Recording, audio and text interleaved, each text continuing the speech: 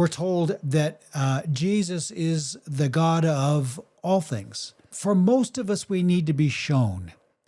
But Jesus says, well, let me show you.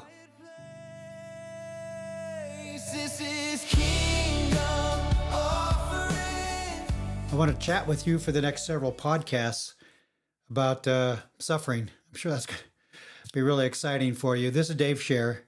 You've found Kingdom Offerings. And of course, this is the podcast environment of 100-Fold Ministries. You can find 100-Fold Ministries at 100foldministries.org, and you can look at the website. But talking about suffering, let's be kind of clear about this, as clear as we can, because suffering isn't a super pleasant subject. I know that. I can see that. But frankly, Jesus talked about suffering quite a bit. And I think it behooves us to have a pretty good handle on this concept if we want to live a victorious kingdom life. And so while we're here on earth, we're going to experience suffering. We're going to experience hardships. And that's because life and hardships, it goes hand in hand.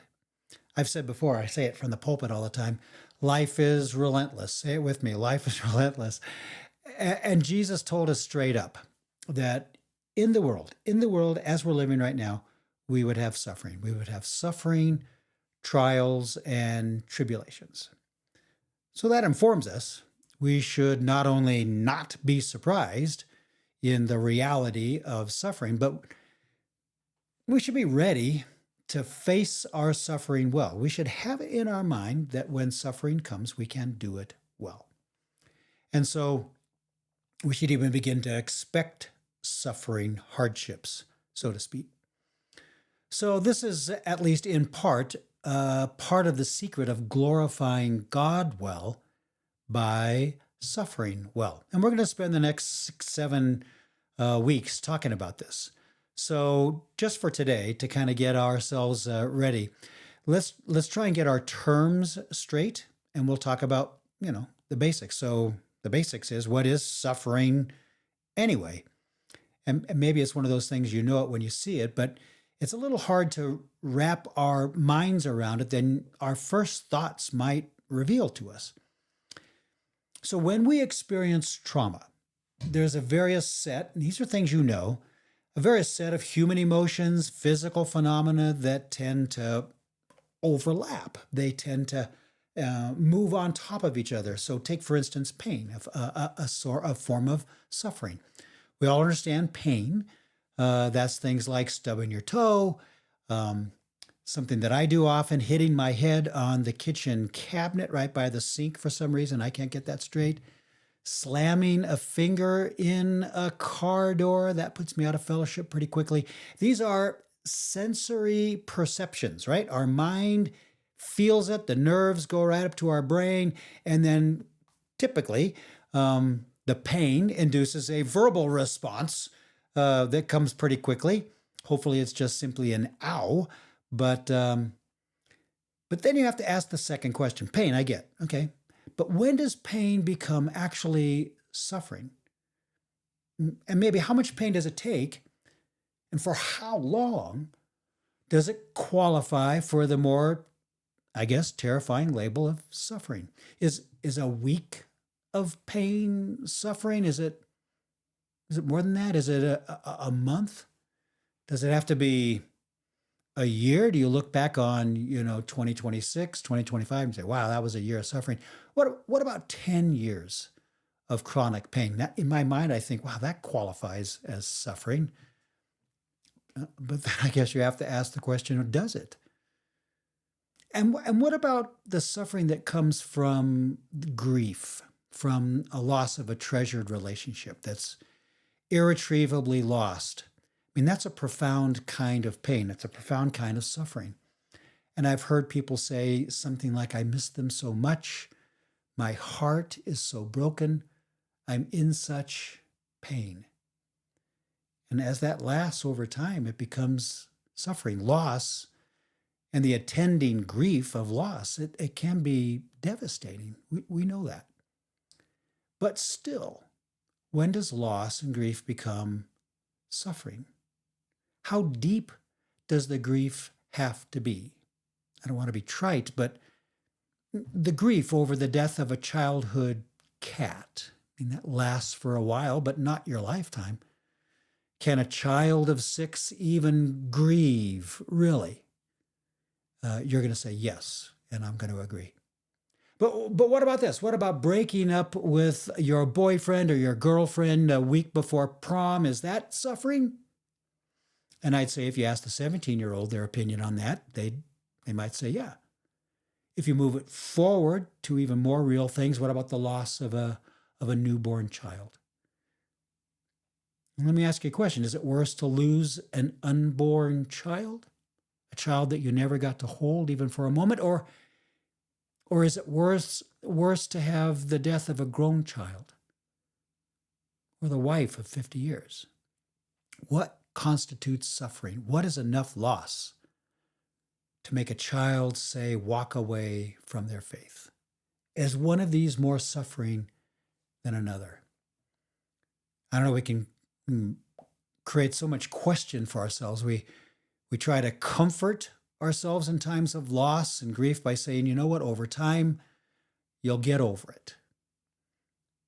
Maybe, you know what, perhaps, but not everyone does. Some of us live in the pain, the chronic pain, the suffering of loss for the rest of our lives. And there's even more suffering. There's suffering that comes from the hands of another person. The dysfunctional kind of pain that comes from physical, emotional, nowadays psychological, spiritual abuse. The pain that comes from neglect, abandonment, the pain that Jesus felt of betrayal. These are all real, and they're way too common. And if, as I believe, these kinds of trauma produce suffering, then how do you measure that? So where we'll land today as we get ready to kind of keep moving forward over the next several weeks, what we're going to learn is that suffering is different than mere pain. Over time, especially the deep soul suffering that encompasses your whole person, where all of you is invested in this terrible sense of pain and suffering, all aspects of your being, your mental health, physical health, your social interactions, your relationship with God, the spiritual thing. When pain goes that deep, in my mind, that suffering, whether it's long or short, that's suffering.